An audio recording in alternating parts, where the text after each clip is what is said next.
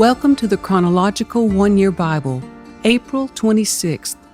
Today's reading is 1 Chronicles chapter 20, verse 1, 2 Samuel chapter 11, verse 1 through chapter 12, verse 14, Psalm 51, 2 Samuel chapter 12, verses 15 through 25, 2 Samuel chapter 5, verses 14 through 16, 1 Chronicles chapter 14, verses 3 through 7, and 1 Chronicles chapter 3, verses 5 through 9. In the spring of the year, when kings normally go out to war, Joab led the Israelite army in successful attacks against the land of the Ammonites. In the process, he laid siege to the city of Rabbah, attacking and destroying it. However, David stayed behind in Jerusalem. In the spring of the year, when kings normally go out to war, David sent Joab and the Israelite army to fight the Ammonites. They destroyed the Ammonite army and laid siege to the city of Rabbah. However, David stayed behind in Jerusalem. Late one afternoon, after his midday rest, David got out of bed and was walking on the roof of the palace. As he looked out over the city, he noticed a woman of unusual beauty taking a bath. He sent someone to find out who she was, and he was told, "She is Bathsheba, the daughter of Eliam, and the wife of Uriah the Hittite." Then David sent messengers to get her, and when she came to the palace, he slept with her. She had just completed the purification rites after having her menstrual period. Then she returned home. Later, when Bathsheba discovered that she was pregnant, she sent David a message saying, "I'm pregnant." Then David sent word to Joab, "Send me Uriah the Hittite." So Joab sent him to David. When Uriah arrived, David asked him how Joab and the army were getting along and how the war was progressing. Then he told Uriah, "Go on home and relax." David even sent a gift to Uriah after he had left the palace. But Uriah didn't go home. He slept that night at the palace entrance with the king's palace guard. When David heard that Uriah had not gone home, he summoned him and asked, "What's the matter? Why didn't you go home last night after being away for so long?" Uriah replied, "The ark and the armies of Israel and Judah are living in tents, and Joab and my master's men are camping in the open fields. How could I go home to wine and dine and sleep with my wife? I swear that I would never do such a thing." "Well, stay here today," David told him, "and tomorrow you may return to the army." So Uriah stayed in Jerusalem that day and the next. Then David invited him to dinner and got him drunk. But even then he couldn't get Uriah to go home to his wife. Again he slept at the palace entrance with the king's palace guard.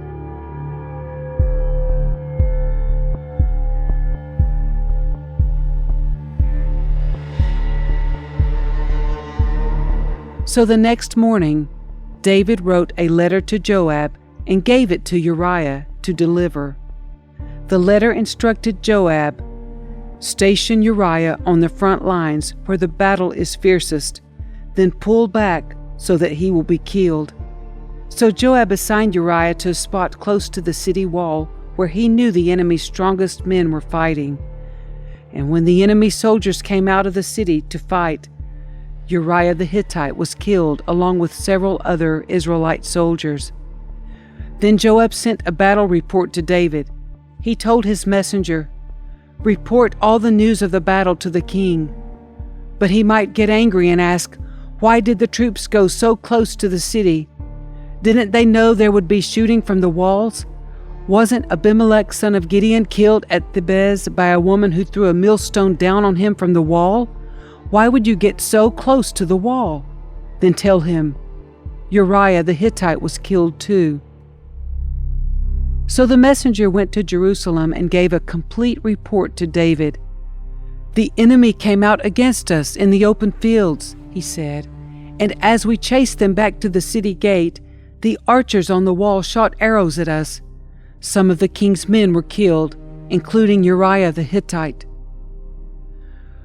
"Well, tell Joab not to be discouraged," David said. "The sword devours this one today and that one tomorrow. Fight harder next time and conquer the city." When Uriah's wife heard that her husband was dead, she mourned for him. When the period of mourning was over, David sent for her and brought her to the palace, and she became one of his wives. Then she gave birth to a son, but the Lord was displeased with what David had done.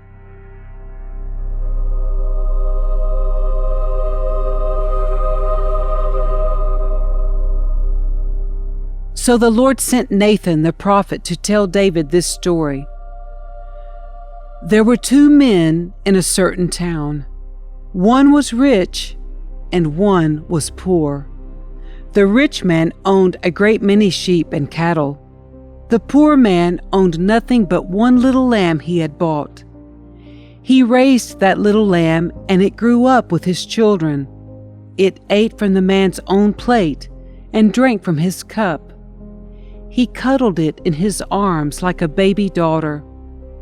One day, a guest arrived at the home of the rich man.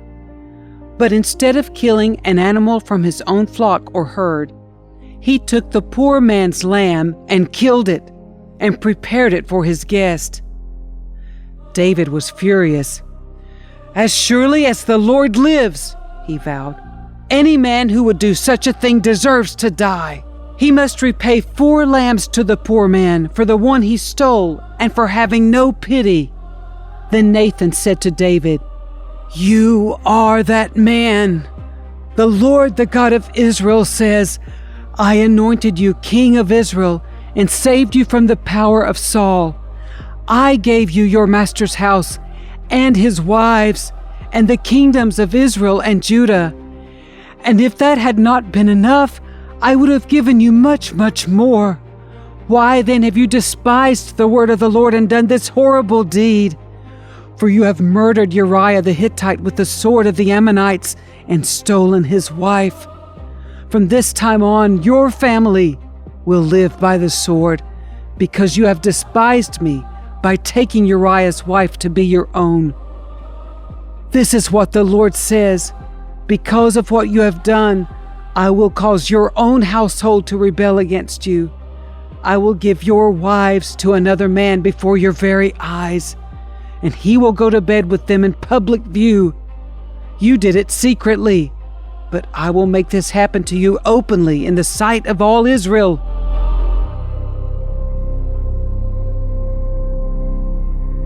Then David confessed to Nathan, "I have sinned against the Lord." Nathan replied, "Yes, but the Lord has forgiven you, and you won't die for this sin. Nevertheless, because you have shown utter contempt for the word of the Lord by doing this, your child will die."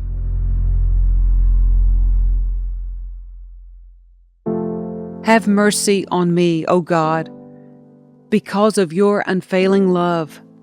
Because of your great compassion, blot out the stains of my sins. Wash me clean from my guilt. Purify me from my sin. For I recognize my rebellion. It haunts me day and night. Against you and you alone have I sinned. I have done what is evil in your sight. You will be proved right in what you say, and your judgment against me is just. For I was born a sinner, yes, from the moment my mother conceived me. But you desire honesty from the womb, teaching me wisdom even there. Purify me from my sins, and I will be clean. Wash me, and I will be whiter than snow. Oh, give me back my joy again. You have broken me. Now let me rejoice. Don't keep looking at my sins. Remove the stain of my guilt. Create in me a clean heart, O God. Renew a loyal spirit within me. Do not banish me from your presence, and don't take your Holy Spirit from me. Restore to me the joy of your salvation and make me willing to obey you. Then I will teach your ways to rebels, and they will return to you. Forgive me for shedding blood, O God who saves. Then I will joyfully sing of your forgiveness. Unseal my lips, O Lord, that my mouth may praise you. You do not desire a sacrifice, or I would offer one. You do not want a burnt offering. The sacrifice you desire is a broken spirit. You will not reject a broken and repentant heart, O God. Look with favor on Zion and help her. Rebuild the walls of Jerusalem. Then you will be pleased with sacrifices offered in the right spirit, with burnt offerings and whole burnt offerings. Then bulls will again be sacrificed on your altar.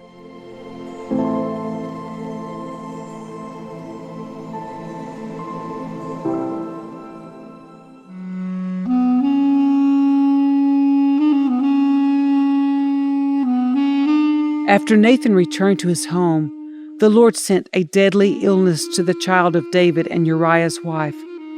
David begged God to spare the child. He went without food and lay all night on the bare ground. The elders of his household pleaded with him to get up and eat with them, but he refused. Then on the 7th day, the child died.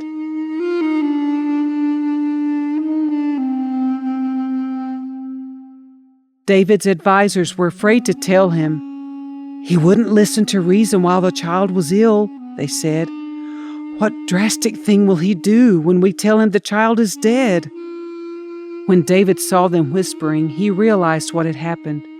Is the child dead? He asked. Yes, they replied. He is dead. Then David got up from the ground, washed himself, put on lotions, and changed his clothes.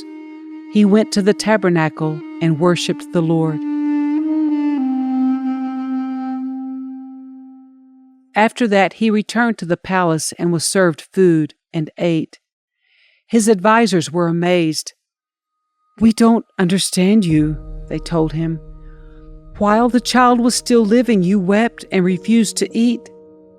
But now that the child is dead, you have stopped your mourning and are eating again. David replied, I fasted and wept while the child was alive, for I said, perhaps the Lord will be gracious to me and let the child live. But why should I fast when he is dead?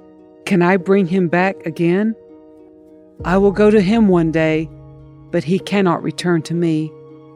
Then David comforted Bathsheba, his wife, and slept with her. She became pregnant and gave birth to a son, and David named him Solomon. The Lord loved the child and sent word through Nathan the prophet that they should name him Jedediah, which means beloved of the Lord, as the Lord had commanded.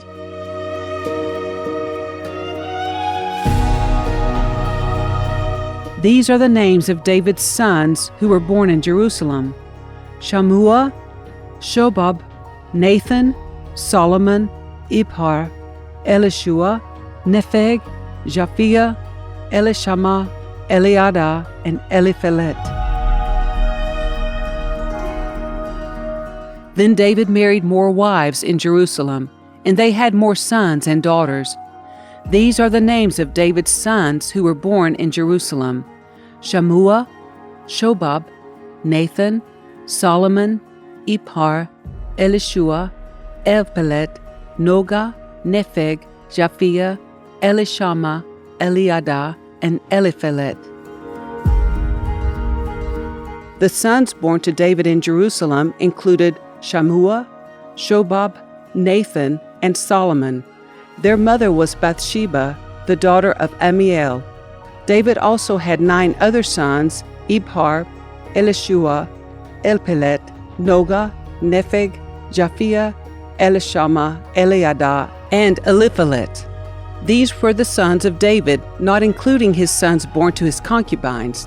Their sister was named Tamar.